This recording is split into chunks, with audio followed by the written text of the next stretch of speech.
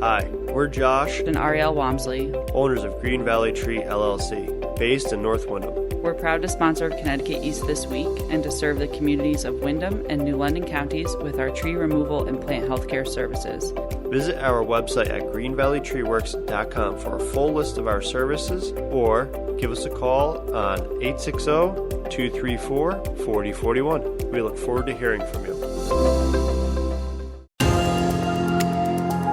Picking the right college or school for further education if you're LGBTQIA. And how has COVID-19 affected communities globally? We talk to Connecticut College about their global COVID project. Plus, we take a look at other stories making the headlines from around the region. This is Connecticut East This Week.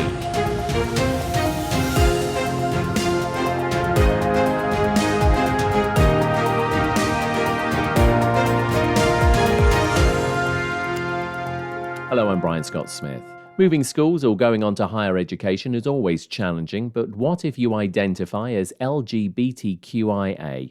Will the school you go to have all the services you need, even welcome you, or have other students like you? That's where the services of a college consultant and life skills coach can be invaluable as they research the best education facilities to match your specific requirements. Scott Garbini is one of those professionals and based in southeastern Connecticut, and he explained more about what it is he does. Scott, thanks for joining us on Connecticut East This Week. Good morning. Thank you for having me. So explain to us, what is a college consultant and life skills coach? So a college consultant is somebody who works with families, students, that is looking to go on to higher education, and we work together to plan all of the different aspects of what goes into finding a college that's a good fit for you and your family. So we look at different colleges, we research schools, we make college lists, we look at assessments. What are students interested in? Where do they see themselves in the future? How to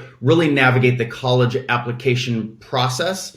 And the life skills coach is an aspect of my business where I work with students or young adults on setting some realistic life goals and putting steps into place on how to achieve those goals. So it could be getting that first job after college. It could be the transition from high school to college, and how do I successfully navigate that? So we set up a plan, we go through and we make sure that there are attainable goals that the student can work towards, and really make sure that that transition from high school to college is working well, or from college into life. Always we want to make sure that we're speaking to the best people. And I just want to obviously make it very clear to people that are listening, you are, of course, qualified and you belong to various organizations as well, don't you? And I'm guessing that's an important thing for people to be looking for if they do want to get, the assistance of somebody like yourself. Absolutely. So I'm not sure if you've recently heard about the Varsity Blues scenario that went on, where there was nefarious things going on within admissions and people being guaranteed spots and making payments to coaches and other people to get their spots secured into college. We do not work like that. We do not guarantee admissions to any institution. We do not give you any insider. We don't work for any institutions. We are merely here as consultants to help guide you through the process. And that was a very good question, Brian, as far as making sure that if you do want to work with an independent consultant, that you're looking for somebody who belongs to an organization like the Higher Education Consultants Association or NACHAC, or any of these governing bodies that have an ethics standard that we practice by. So in my office, you'll see that I'm a member of NACHAC, the National Association for College Admissions Counseling, and HECA. I have my ethics certifications that I keep in my office so that families know you're working with a reputable person who isn't going to lead you down a wrong path. Now, in particular, you deal with LGBTQIA students and their families. Talk to us a little bit about that, why this group of people and students in particular. So I myself identify as a gay male. When I was in college, looking back on my experience, there weren't a lot of examples. There wasn't a lot of assistance for students who identified as LGBTQIA+.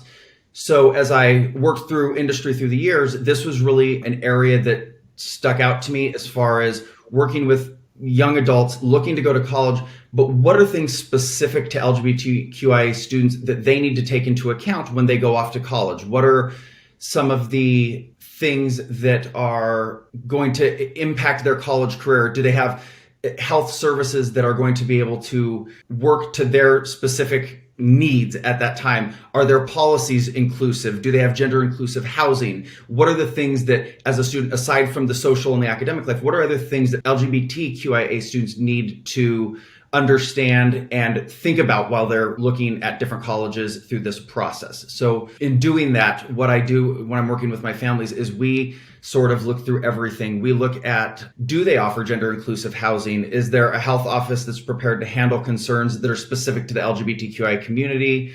When and do you disclose your identity to people? Some colleges ask for it now. They want to know what your identification is on applications. Some don't.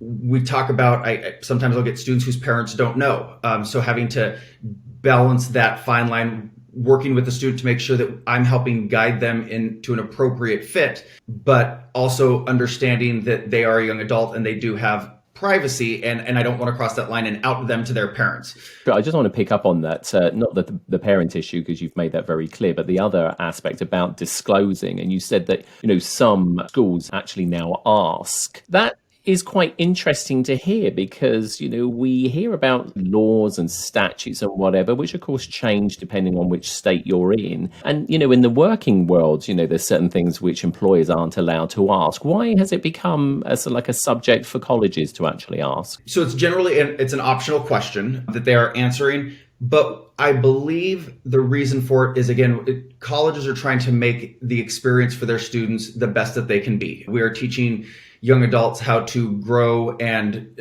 learn and live. So they're asking students about how they identify, because students need to know that they're going to be accepted and welcomed on that campus. And I think the campuses are also looking, how do we become more inclusive and how do we support these students? So if we know that we've got a population of students who identify as transgender coming onto campus, do we have the supports that we need to support them?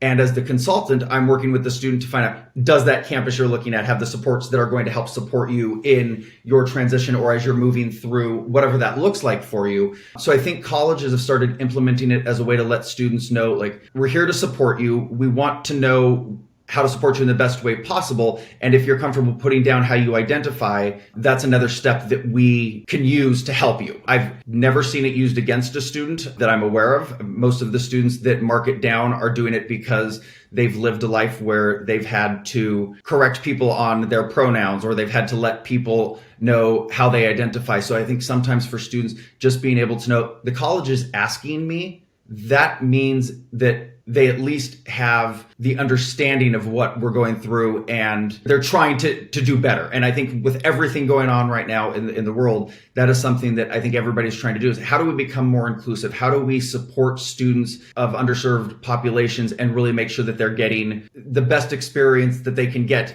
in higher education and when they're moving through? It is a delicate question to ask anybody at any age. How do you go about it? I don't generally ask a student because that is a very personal question. For me, when we're working and we're looking at different colleges, first off, in my office, it's very obvious that I'm inclusive and that I am a gay male. I have all of my LGBTQIA in college counseling books. You can just tell when you walk into my office that I'm inclusive about that. So it's relationship building. You want the student to trust you, that you're going to help them and guide them in the right direction. Sometimes a student will tell you, sometimes they won't, and you think that they are, but the worst thing you can do is misgender somebody or out somebody. So it usually will just come up in conversation. The student will mention something or ask me, do you have schools that fit this criteria? And I can read between the lines and understand what they're trying to say. But generally, I will not ask. That is something that it's entirely up to the student when they want to disclose that. I never ask in front of their parents in case their parents do not know. I don't want to break that wall that they might have, because again, that is not my job. What my job and my focus is to really make sure that we're preparing you and we're finding a place that is going to be a good fit for you, both academically and socially, as these are both big parts of the college experience. And also, you've mentioned as well about things like gender inclusive housing. There's a lot there, isn't there, when you start thinking about, whether you're LGBTQIA or you identify as straight. There's a lot to college anyway, isn't there? There is. And it's for these students that identify as LGBTQIA, a lot of times we're dealing not only with a young adult who is growing and maturing, but we're also sometimes dealing with somebody who could potentially be broken or fragile in the way that they have been raised or in life circumstances. So mental health is a big thing as well when we're talking about LGBTQIA students and services that they need. So, when you're thinking of what supports will my student, or if you're a parent, will my child really need, those are the things that you have to sit down and really start to drill down on. One example that I recently just had to walk a family through was the child is going through a transition process and getting ready to go off to college, move away from home. They still need mental health therapists. They need their actual medical doctors. They need their surgeons. They need basically their entire medical staff. And do they find a new staff where they're going to school? Do they utilize the doctors that they have back home and then have to worry about getting back and forth as needed? Does the college have a health department that would have services that they could benefit from to use? For example, will the health office at your college be able to get you hormone medication that you might need, or are you going to have to get that off campus? This younger group of students I'm working with right now, they're coming through the process. They're looking at a lot of different things that I would have never thought students would look at, like the policies of the college. They're going in and actually researching and seeing how inclusive are the policies that they've written. They realize that the marketing aspect, you can say you're inclusive all you want and all of these types of things, but how are you actually doing it? Were the campuses written in a gender inclusive way? Did they encompass all of the things that LGBTQIA students would need? It's a talking point right now as far as civil rights going and what types of rights should members of the LGBTQIA community have. So there's a lot going on with it. Scott, it's been an absolute pleasure talking to you, and thank you for talking us through just a little bit about the work, the very important work that people like yourself do for, as I say, the young LGBTQIA plus students out there for their higher education. Thanks for joining us on Connecticut East this week. Brian, thank you so much. It was an absolute pleasure to be on the show. Thank you so much. And if you want to contact Scott and take advantage of his services, you can find him and his contact details at his website, garbinied, GARBINIED.com.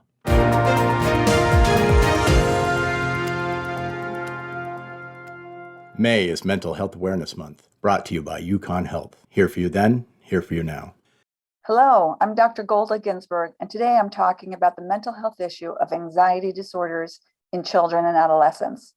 Anxiety disorders are the most common conditions among youth, present in about 10%, which means in a classroom of 20 students, at least 2 will meet criteria for an anxiety disorder.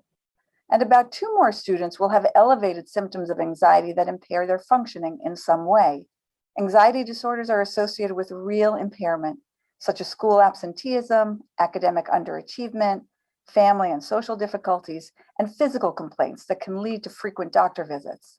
Anxiety disorders in youth also increase the risk for mental health problems in adulthood. Despite how common these disorders are and how much they affect children and their families, these illnesses often go unidentified and untreated. Knowing the signs is key to getting treatment.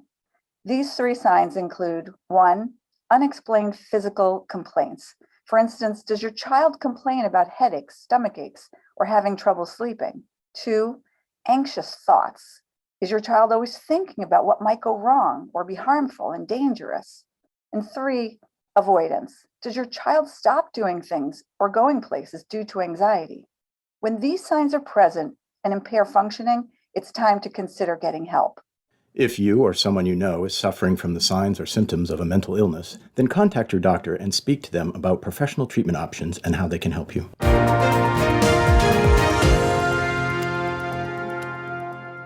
COVID-19 is still very much with us, and it seems almost incomprehensible that the world has been living with it now for over a year. So when the world closed down in 2020, teachers and students from Connecticut College in New London decided to start a project to see what the real effects were on not just them, but communities around the world. They created the Global COVID Project, and I caught up with Professors Andrea Lanoux and Amy Dooling, the project creators, and Emily Hackett, one of many students who also assisted in the project.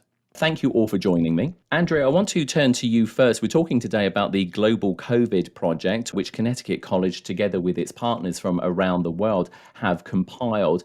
Explain to the listeners, what was the purpose and why did you want to do this? Sure. A year ago, when the pandemic hit, I was teaching the Gateway course to our International Study Center, for which I am the director. And you probably remember, students were all sent home across the nation, across the world, to finish their educations from home.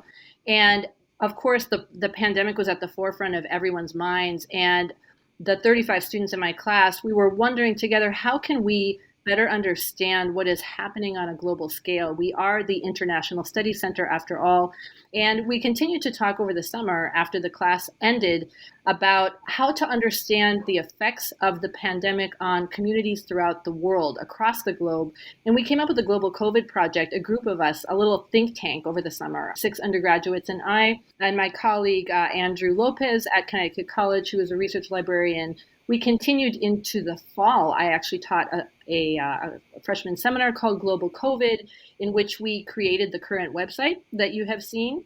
And then the third iteration is the one that we're talking about today, when we took the entire project to a global scale and included partners on 4 different continents at 5 different institutions.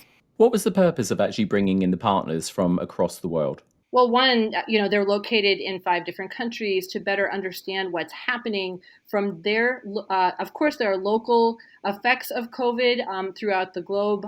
Local communities are global, in fact. And it was a way to get students to be working with peers to better understand how they themselves, their communities, are being impacted by COVID, while at the same time advancing their research skills. So it really was a way for them to advance their intercultural skills with one another. Of the students have different native languages, and it was just a way also to create connection across our institutions. These are schools we have been partnering with for a number of years now, and it ended up being kind of a perfect response to an otherwise pretty dire situation with the pandemic.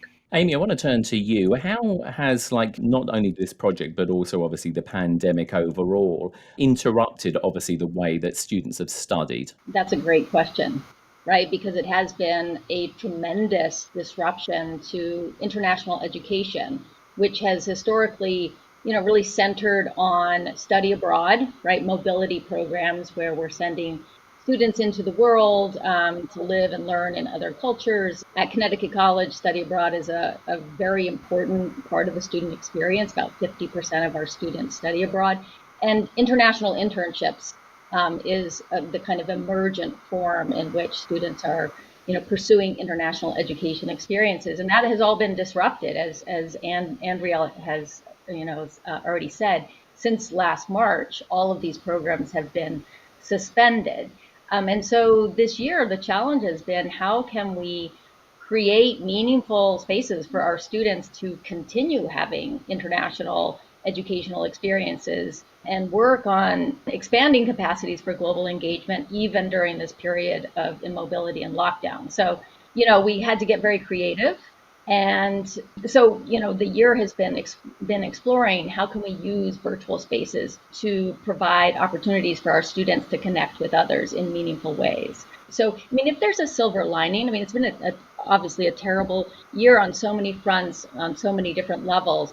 But one silver lining is that it has forced us to really think outside of the box in terms of how we deliver really high quality international education to students.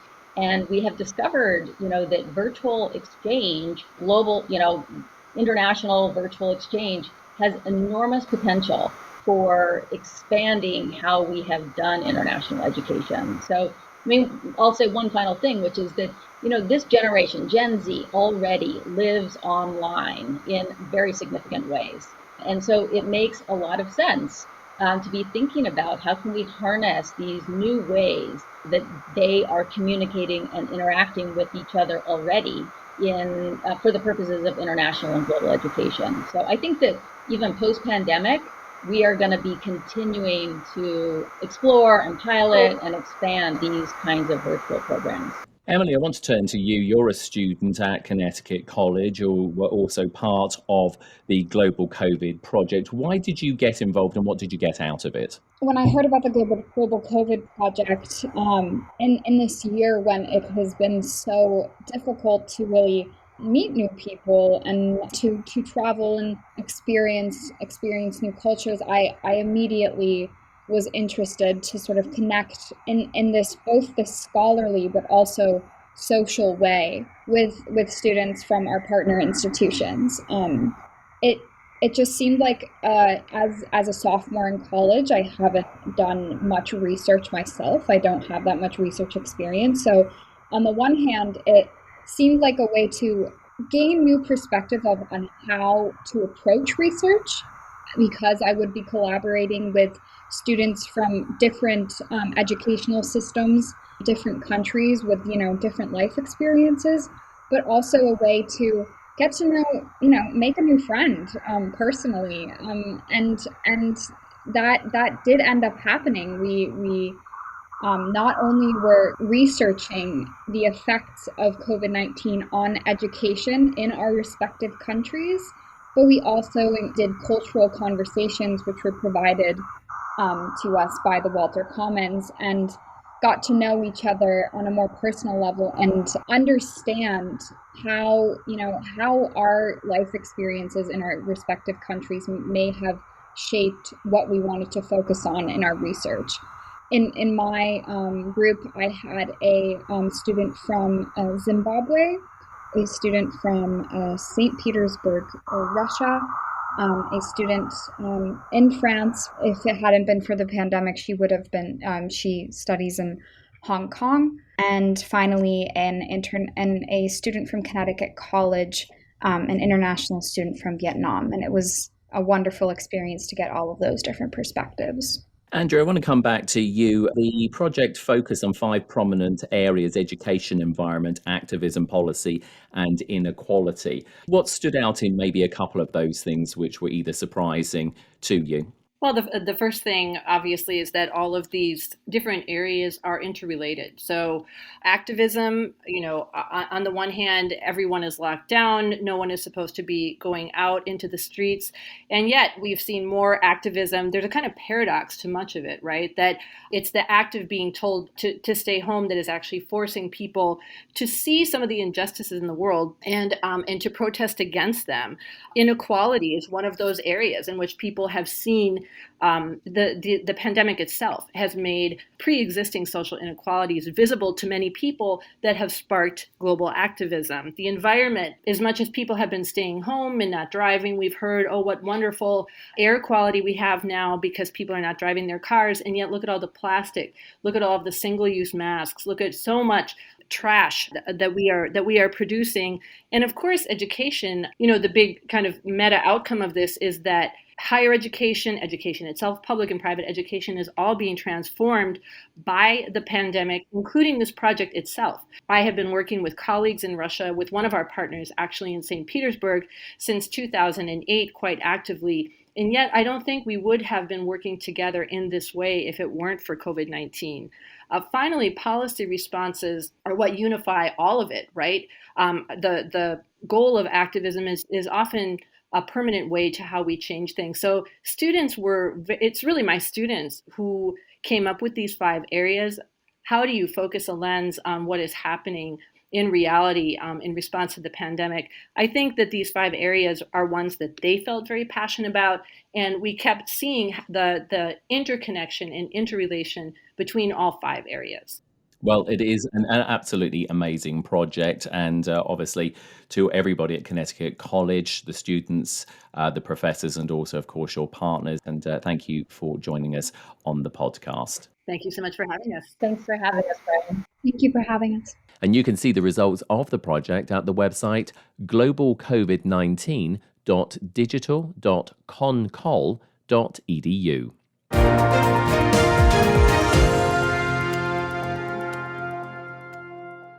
It's mulch season, so come and visit Green Valley Tree LLC. We have a variety of colors for all your landscaping needs. Buy as much or as little as you want. Pick it up or we can deliver to your door. Call Green Valley Tree LLC for all your mulch, plant health care, and tree service needs at 860-234-4041 or find us at 577 Boston Post Road, North Windham, Connecticut. We are family owned and fully licensed. Time now for a look at some of the other stories making the headlines in the region recently, sponsored by the Connecticut Council on Problem Gambling is a nonprofit organization which, through advocacy, prevention, and education, is here to support individuals and families who are impacted by problem gambling. Our helpline, 1-888-789-7777, is available 24 hours a day, 7 days a week. We also have live chat and tech support through our website, www.ccpg.org. Access Health CT, the state's insurance marketplace, has started a special enrollment period from May 1st until August 15th to allow new and existing customers to benefit from new federal healthcare subsidies.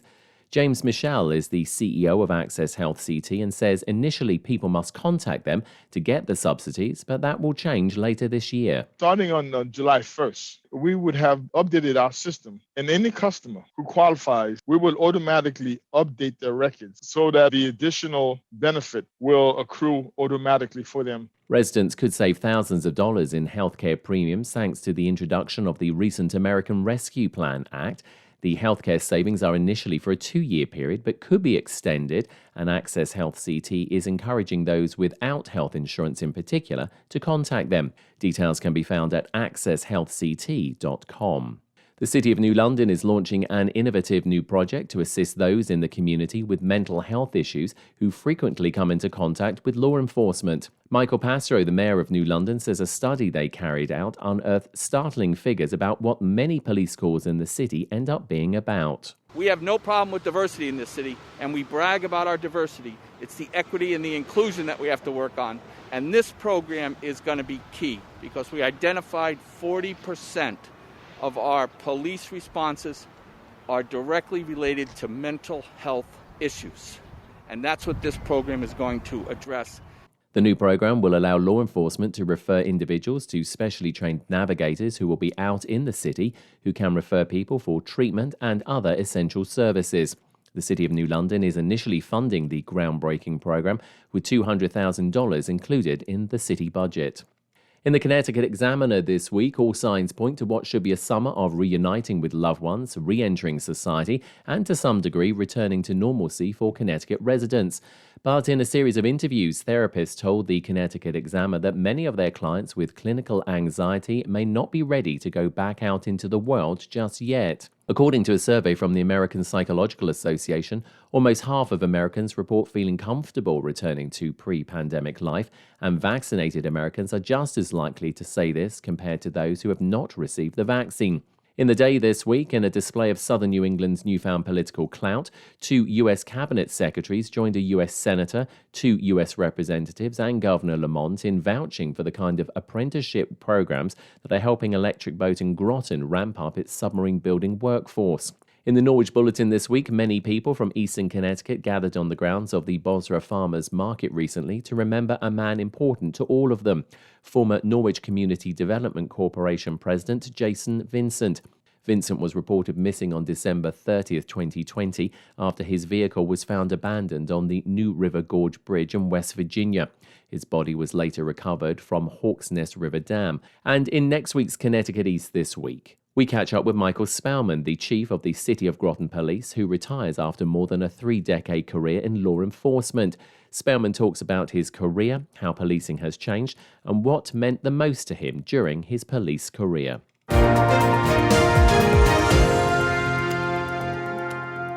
That's all from us for this edition. Do send us your questions and story ideas to the show via our website at connecticut-east.com or Facebook or Twitter at Connecticut East, and on Instagram at Connecticut East This Week, where you can also listen to the show again on demand. And please like, follow and share on your social media platforms too. I'm Brian Scott Smith. Thank you for listening.